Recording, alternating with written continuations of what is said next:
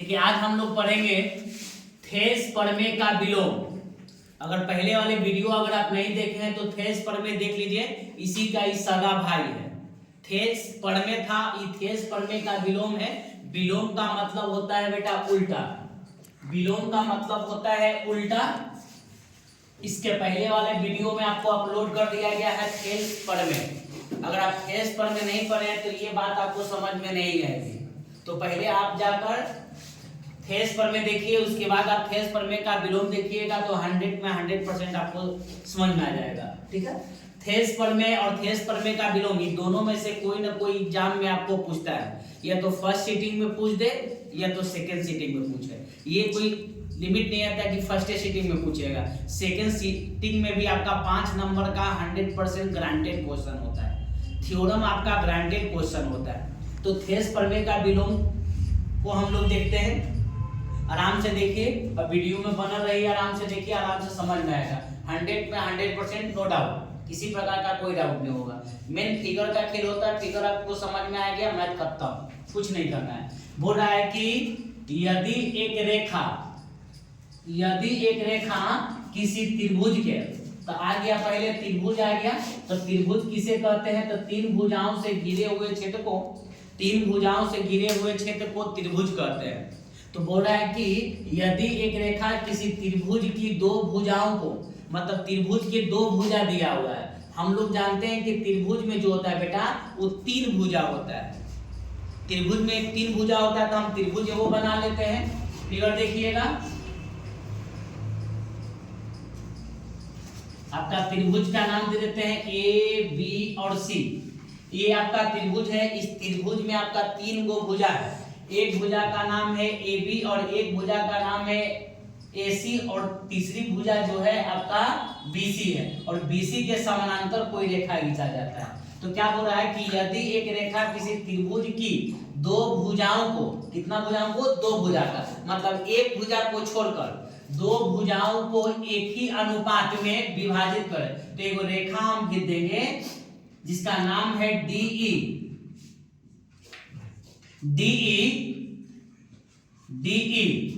फिर से देखिए, यदि एक रेखा किसी त्रिभुज की दो भुजाओं को एक ही अनुपात में विभाजित करे, अगर एक ही अनुपात मतलब आधा आधा बंटवारा कर दे, आधा वो मतलब 10 का अगर बंटवारा किया जाए आधा आधा, तो 5 रुपया 5 रुपया आएगा। ठीक है, तो एक ही अनुपात में विभाजित करे तो वह तीसरी भुजा के समानांतर होता है। ये जो रेखा जो हम पा रहे हैं, ये खींचे हैं, ये तीसरी भुजा के समानांतर होगा, मतलब इसका ही समानांतर होना चाहिए। फिर से देख लीजिएगा, एक त्रिभुज बना दिए जिसका नाम है A B C, D E एक रेखा खींच दिए है, तो इसको आधा आधा ही भुजा ए बी और ए सी भुजा को आधा आधा डिवाइड कर दिया गया है, बांट दिया गया है। तो बोलता है कि सिद्ध करे कि डी ई पैरेलल होना चाहिए बी सी का, ये वाला लाइन दोनों आपका बराबर होना चाहिए, समानांतर होना चाहिए।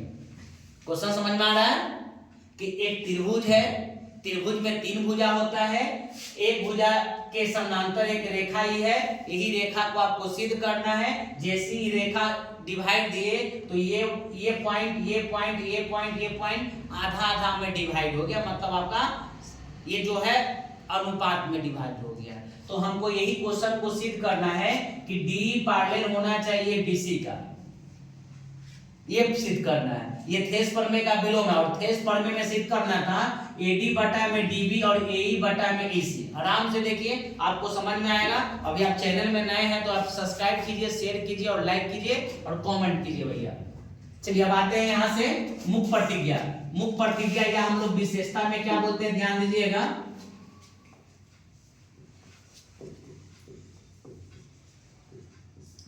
मुख प्रतिज्ञा में हम लोग क्या लिखते हैं कि माना कि ए बी सी एक त्रिभुज है, माना कि ए बी सी एक त्रिभुज है,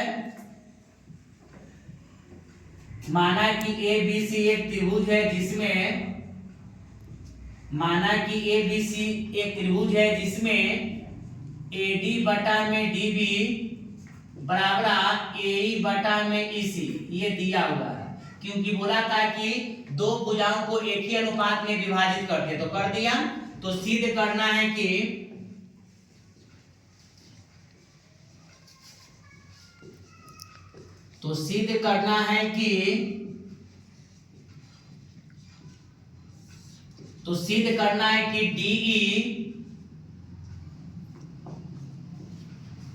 DE पैरेलल में BC, या कोई लड़का ऐसे भी लिखता है BC पैरेलल में D, ये दोनों में से कोई एक वो लिख देता है।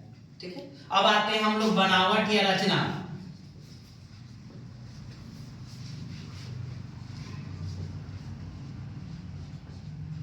बनावट या रचना में क्या करते हैं कि बी को ई से, जो उसमें लिखे थे थेस प्रमेय में, जस्ट लाइक इसमें यही करना है, बी को ई से और सी को डी से, बी को ई से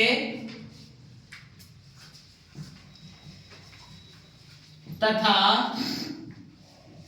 सी को डी से मिलाते हैं। क्या लिखे फिर से देखिएगा, बी को ई से मिला दिए, बी को ई से मिलाएंगे और सी को डी से मिलाते हैं। देखिए मिलाने का काम कर रहे हैं, मिला दिए।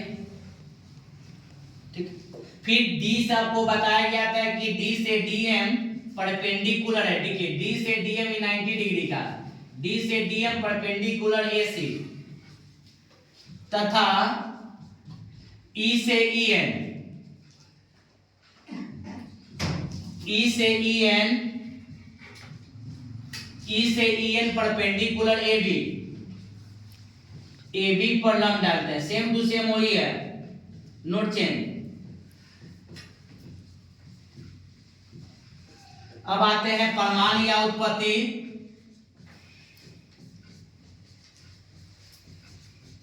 परिमाण या उत्पत्ति में क्या करते हैं कि त्रिभुज है तो त्रिभुज का क्षेत्रफल,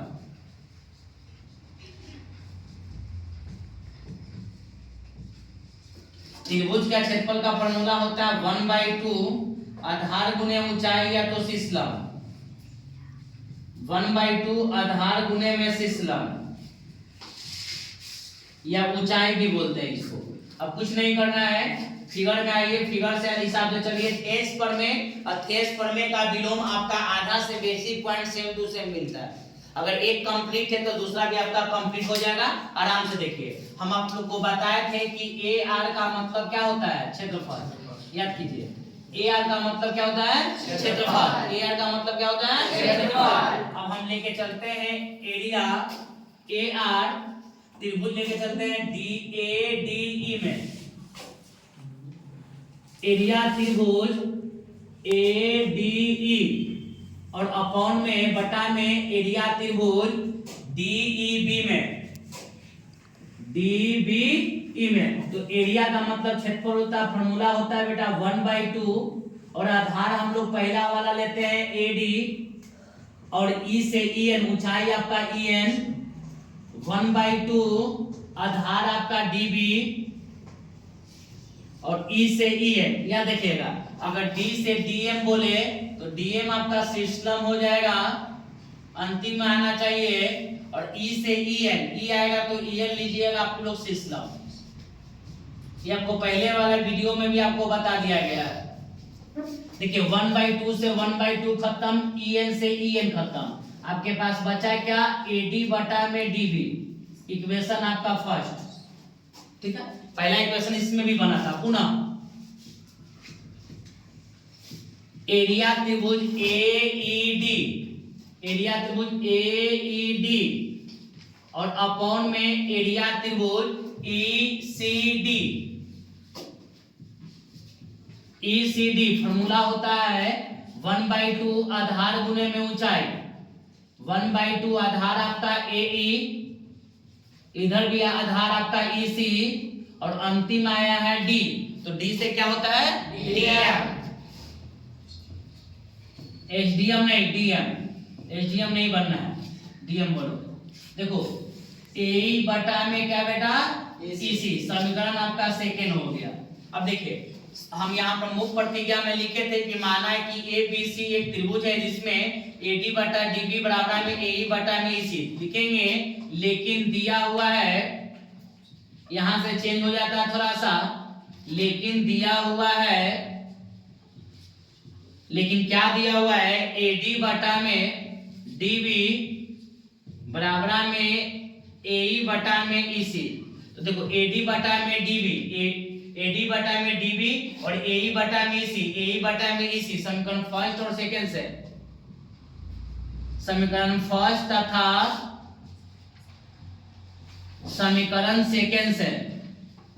चलिए तो समीकरण फर्स्ट है AD बटा में DB का वैल्यू आपका क्या है, एरिया त्रिभुज में क्या है ADE अपॉन में एरिया त्रिभुज क्या है DBE और बराबर है AE बटा में EC क्या है बेटा, एरिया त्रिभुज क्या है AED अपॉन में एरिया त्रिभुज क्या है ECD। देखो ऊपर वाला से ऊपर वाला खत्म, ADE दोनों सेम आपका खत्म हो गया, यहाँ पर कुछ नहीं बचा तो 1, यहाँ भी कुछ नहीं बचा तो 1, क्रॉस मल्टीप्लिकेशन कीजिए तो 1 से गुना करेंगे तो क्या आएगा, एरिया त्रिभुज में क्या, एरिया त्रिभुज में DBE बराबर एरिया त्रिभुज में क्या आ गया आपका ECD। ये दोनों का क्षेत्रफल क्या है, बराबर है। तो लिखेंगे कि त्रिभुज DBE तथा त्रिभुज ECD का